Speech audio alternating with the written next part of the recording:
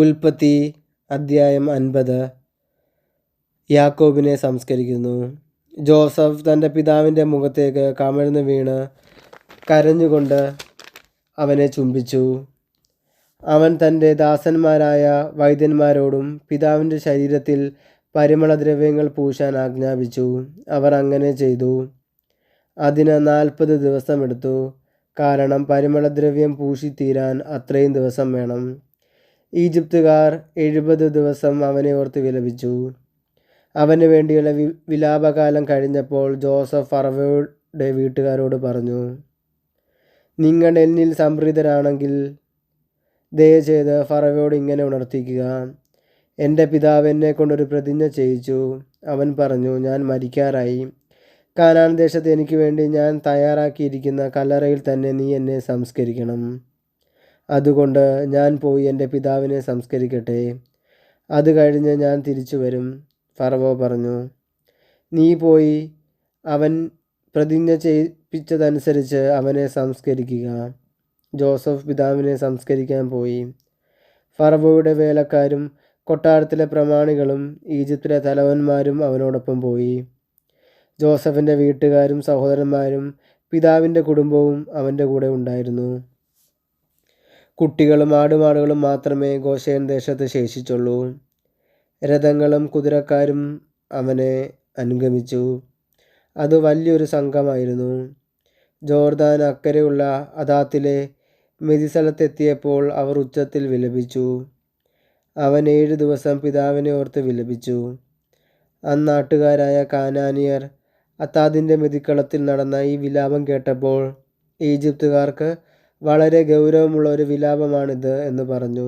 അതുകൊണ്ട് ആ സ്ഥലത്തിന് ആബേൽ മിസ്രയീം എന്ന് പേരുണ്ടായി. അത് ജോർദാൻ അക്കരെയാണ്. അങ്ങനെ യാക്കോബ് ആവശ്യപ്പെട്ടതുപോലെ അവൻ്റെ മക്കൾ പ്രവർത്തിച്ചു. അവർ അവനെ കാനാൻ ദേശത്ത് കൊണ്ടുപോയി. മാമ്രയ്ക്ക് കിഴക്കുള്ള മക്പെലയിലുള്ള വയലിലെ ഗുഹയിൽ സംസ്കരിച്ചു. അബ്രഹാം ഹിത്യനായ എഫ്രോനിൽ നിന്ന് ശ്മശാന ഭൂമിക്ക് വേണ്ടി വയൽ ഉൾപ്പെടെ അവകാശമായി വാങ്ങിയതാണ് ആ ഗുഹ. പിതാവിനെ സംസ്കരിച്ചതിന് ശേഷം ജോസഫ് സഹോദരന്മാരും കൂടെ പോയ എല്ലാവരും ഒത്ത് ഈജിപ്തിലേക്ക് മടങ്ങി.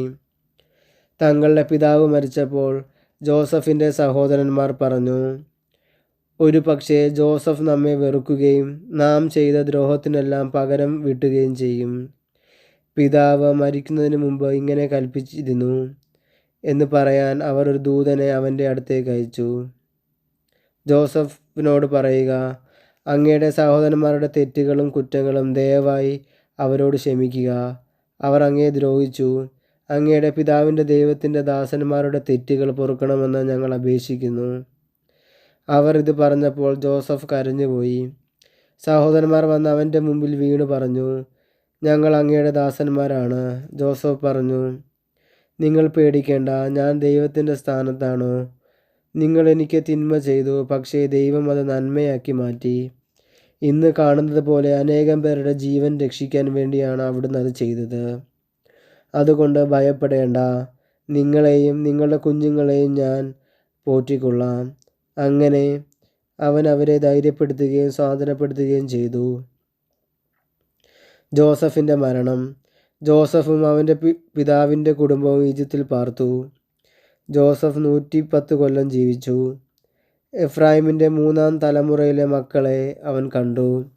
മനാസയുടെ മകനായ മക്കീറിൻ്റെ കുഞ്ഞുങ്ങളും ജോസഫിൻ്റെ മടിയിൽ കിടന്നിട്ടുണ്ട്.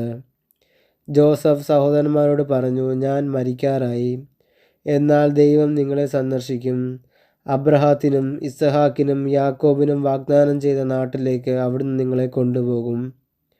ദൈവം നിങ്ങളെ സന്ദർശിക്കുമ്പോൾ നിങ്ങൾ എൻ്റെ അവശിഷ്ടങ്ങൾ ഇവിടെ നിന്ന് കൊണ്ടുപോകണം എന്ന് തൻ്റെ സഹോദരന്മാരോട് പറഞ്ഞ് ജോസഫ് അവരെ കൊണ്ട് പ്രതിജ്ഞ ചെയ്യിപ്പിച്ചു.